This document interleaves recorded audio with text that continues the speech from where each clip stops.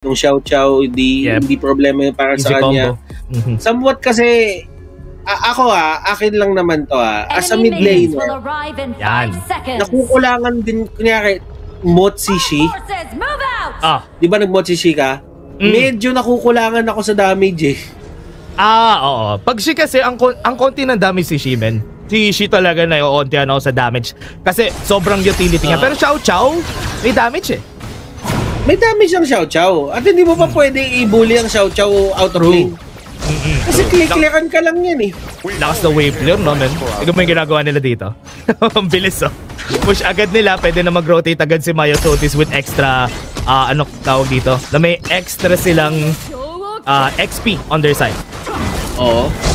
Hindi rin talaga papayag dito yung mga miyembro ng side ng A7 na pasok-pasukin lang sila nila Snow eh. Kaso ang problema naman doon, wala rin silang clear na panghuli as of now. Ang pinaka-panghuli nila dyan talaga kapag kasi Bilaw nakuha na yung level 4 niya, tsaka lang mag-make sense yung paghabol-habol nila dito. Pero as of now, even the Luna needs to find that needs to find the farm, needs to get the gold kasi alam naman natin napakatakaw sa gold din kasi yan eh. Totoo, Ben. Medyo yung side nila talaga medyo matakaw talaga sa gold. Pero on the other side, tingnan mo yung ginagawa nila dito, no? Yung rotation, I think yung goal dito ng Pause Gaming, iwan lang nila dito si Fengji. Iiwan lang nila dito sa lane to. Sobrang safe kasi ng Shoyu eh. Kaya on the other hand, yung tatlo naman gagawa ng play around the map. Hindi rin no? Oy, hindi din para sa kanila eh. Si Pengji dito, grabe naman yun, kamuntikan ko, hindi nakapag-heal yun, boy. Ako nagsasabi sa'yo, may kalalagyan talaga yun. Totoo, men. Yun na nga. Konti na lang, munti ko namatay si Fengji, pero ito may damage ng Wild Wind, no? Ang sakit. Pero boy, ang maganda naman sa kanila kasi, kahit naiwan nila dito si Kuya si Kuya Shoyu eh. Yep. Ang rotation naman nila heavily goes to the bottom lane. So, true. Alam mo yon, as much as gusto mong maging aggressive kung ikaw si Alpha 7, hindi mo rin pwede gawin eh kasi there's always a threat na meron tao. The only time na kaya mong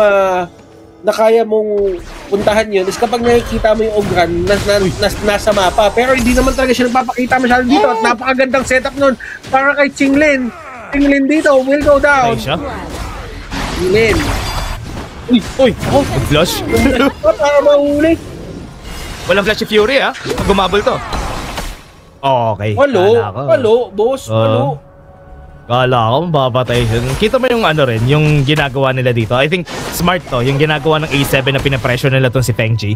Kasi pag hinayaan mo mag late game, ang sakit yan, men. Ang sakit ng Shoyu pag nag late game talaga. Kaya yun yung iniiwasan nila dito. Kasi mamaya, para sa akin, boy, the real trifecta. Alam mo ba yung the real trifecta? Ano yun? Pagka tinamaan ka ni Mosi dito, dalawa papatay sa'yo eh. Either si Shoyu o si Xiao Xiao. So sila ang the real trifecta. Silang tatlo, binubuo nila ang triangle. Kaya dapat hindi kayo magpapatama dito sa Cannon Blast. The triangle of death. Yes. The triangle of death. Mamaya pa naman kasi yun. Matagal-tagal pa. Hindi pa yun. Pero as now, ang kailangan natin compare dito, paano nga ba yung galaw ni Ogran? Technically, saan yung nagiging bouncer dito? Siya rin talaga harap eh. Siya rin talaga harap dito. Siya ang bouncer. Kumbaga, kapag may gulo, ang sasalba si Superman. Di ba? Pero dito kasi, hindi si Superman ang sasalba, boss. Sino? Ang sasalba sa atin dito, si Maya Sotis. Tama. Siya talaga yung magiging, kumbaga, Superman nila, si Maya Sotis dito sa game natin. And, kita mo yung pressure nila dito. Hindi natatakot si Fengji makipagsuntukan kay CR7 dito sa bot lane. Dahil alam niyang, at this point, kayang-kaya niya patapatan yun, lalo na pag naka-Eternity Blade na siya. And then again, guys, Grabe yung grabe yung setup talaga dito ng Uy. ng A7. Gusto talaga nila sobrang in your face na, and they're really chasing down after the show you Alam nila na this is the only opening na meron sila, pero doon na nakikita mo yung Sanse dito. Ito ata yung Xiao Xiao Sanse combo na nakikita ko kasi alam mo ba na pwede mong may mga ginagawa yung mga Xiao Xiao Sanse ngayon na ang ginagawa ng Xiao Xiao, nag-ulti muna. Tapos sasakay. Kapag kasakay, iniikot-ikot lang ni Sanse. So technically, hindi mo pwedeng patayin yung Xiao Xiao kasi nakasakay siya, kailangan mo harangan. So ngayon, eto si Bilao, siya talaga yung siya yung traffic enforcer dito. Totoo. Tingnan mo yung heavy focus nila sa top side, Tingnan mo Snow. Ito. Pero si Niap dito, wala siyang magawa. Talagang kailangan niya i-give up. Medyo natagalan dito yung mga miyembro ng A7. And si Danny dito, kaya nilang ngabulin to, pero wala na silang inabutan. Si Mio Sotis yung gusto nila habulin dito, pero wala masyado sila tumutok dun sa dalawang tumatakbo Ay, nako. Lumaban, And Xiao Yang, one more hit. We'll get it down.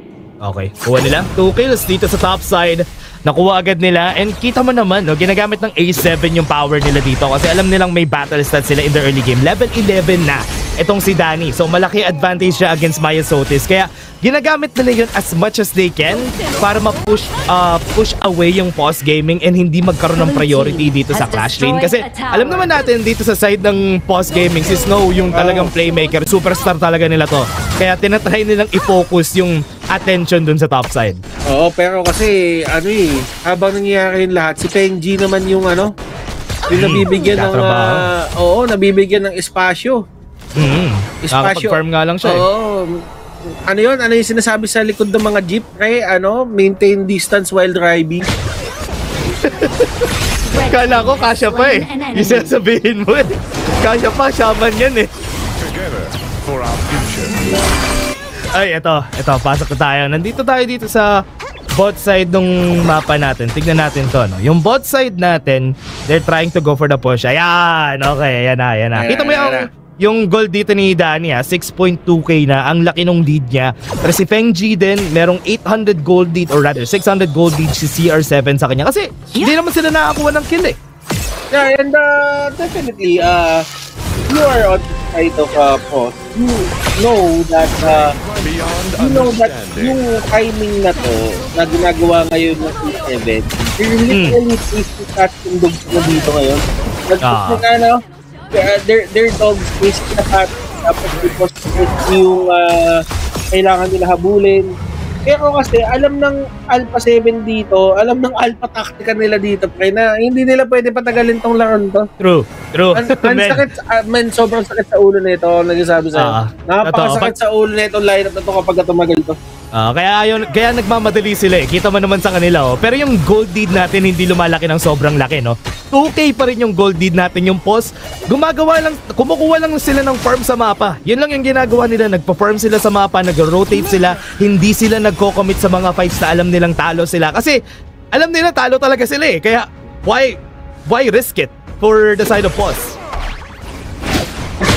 So hard, but at the same time, kailangan dito ng ating mga manlalaro to find that sweet spot kung paano nga kanila i-set up yung kanilang mga sarili dito for success mamaya-maya. But then again, it's all about enduring for the side of course. Grabe din kasi si Danny dito Ang ganda ng farming na ginawa niya Hindi na makagalaw yung Ogran Hindi na makalapit O CR7. Oy! They actually got that. Ito tinatry talaga nila dito. Parang ramdam ko si Fury yung kailangan nila mahuli dito Pero ang ganda din kasi ng laro na pinapakita ni Fury talaga Si Fury hindi talaga lumalapit Ang layo lagi ng pwestuhan niya. Hindi siya, parang hindi makapag-commit si Maya Sotis. Pero dito wala boy. Wala talagang yun lang. Sayawan lang sila. Hindi talaga sila lumalaban. Anything na pwede nilang disengage sila pero naku po, nahuli si Penji dito. Siya na pupuntahan ng Luna doon. At nakikita mo naman, gumamit na ng Blood Rage. Wala pa rin. Naku po, ito nagkakapul yung dalawa. Naku po, si Snow nagkamali ng lapag. Oh no! Bilao will go down. Si Snow dito tumatakbo din. They will sayang. get away. And wow, what an engagement coming up from these two. Good engagement. 2 seconds. Ito, lalabas yung mga objective natin. Wala dito si Maya Sotis, ha? So, pwede sila mag-start ng objective. Tyrant, iti-take na dito ng side ng A7 at walang maisasagot ang Pause Gaming dito. It's clearly such a hard position para sa mga members ng POS. Pero they know that they're going to have an idea pamaya-maya kung how to stop this. Pero ngayon, kailangan nila bantayan dito si Bilao. Kasi si Bilao talaga yung humaharap sa kanila lahat eh. Kumbaga si Bilao ang makina eh. Oo. Na nagpapatakbo ngayon sa A7 eh. Yung pagiging aggressive niya, patalon-talon niya bigla-bigla. Nagkakaroon ng lakas sa loob yung A7 eh. Ang gaganda din kasi talaga ng pwesto niya. True. Kaya kailangan hindi nila hayaan na lumalapit lang siya, no? Yung ini-invade yung jungle nila, yung hinahayaan nila makaharap sa kanila. Kasi pag nangyari yun, si Bilao pupunta talaga kay Feng-Ji. And ayaw nila mangyari yun. Daybreaker na si Feng-Ji. Malaking item break point to for Feng-Ji. Pwede na sila mag-start makipaglaban. And ito na, nakuha niya na yung pangatlong item. It's very important. Nahuli nila si Danny doon. Pero wala, nakuha man yung item. Pero sabi niya, kinuha niya nga yung item. May nakuha naman namin. Kaya parang wala din bossing ko. Sabi niya, yun yung sabi doon ng mga members ng side ng A7.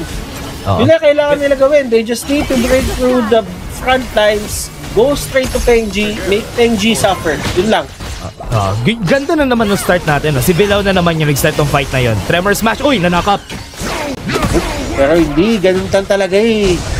Ganun lang talaga siya eh. Kumbaga, yan yung laro nilang dalawa eh. They know that at some point, yung mga engagement na yan, as long as it's not sure kill talaga, hindi talaga tatalonin yun. Tsaka hindi rin ready sila Bilao nung mga panahon na yun eh. Oo nga eh. Kaya hindi talaga sila. Right now, Cannon Blast yung magiging pinakamahalaga dito. Tumama ah. Oh, pero ngayon nakikita mo naman yung mga in-out na ginagawa dito ng ating mga miyembro galing sa Post G. Actually, bilib ako sa Post G dito, napapaganito pa nila eh. Pero ito na nga yung pagpasok ng mga miyembro. Gumamit na ng ultimate dito yung Xiao Xiao. And ayan na naman, Bilao. Kinglin with the catch dito kay CR7. Walang makafollow up sa kanya. So hard. Really hard para sa mga members ng Post SG dito. And they get CR7. Pero si Mia Sotis dito, buhay pa siya. This might be the turnaround that they were expecting. They got it, ladies and gentlemen. And they stop A7 and they win that fight. Wow! And What a turnaround! Yun na nga yung hinahanap natin sa kanila. And also yung pagka-police doon ni Feng-Ji doon sa fight natin na yun. Nakita nyo naman, dumiretso sa mid. Hinintay niyang matapos yung fight, yung humupa lahat. Tingnan mo, take a look at this replay. Yung fight natin na yun, ang ganda sana. For the side dito ng A7. Pero kasi nahuli nila sa Danny dito sa likod, hindi siya nakagalaw. Kaya wala na silang nagawa after that. Nakulangan na sila sa damage. Then dumating si Feng-Ji. Nang dumating si Feng-Ji, tapos ang boxing, yung damage niya bumabakat kahit kay Bilao dun sa likod. No? Sa totoo lang,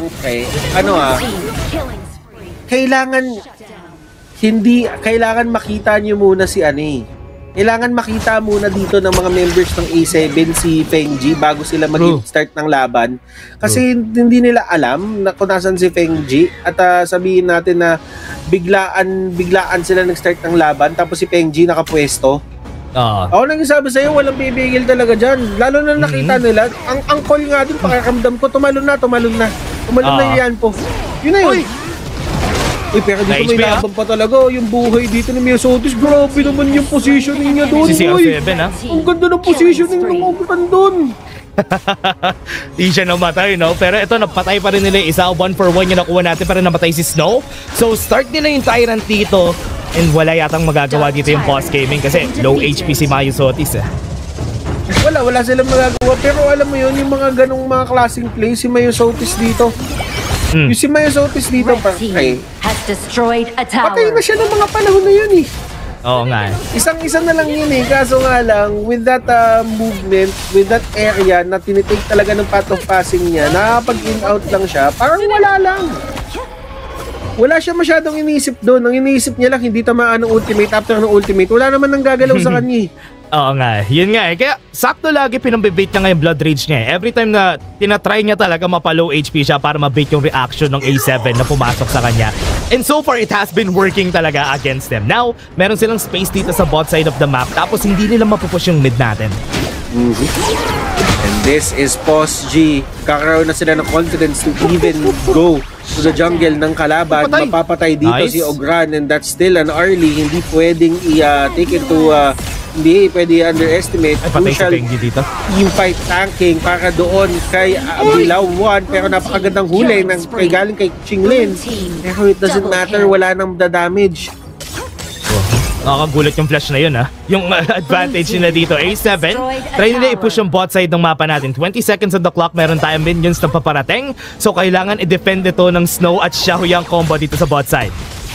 How will they do this? This is a really hard thing to Tapusin, do.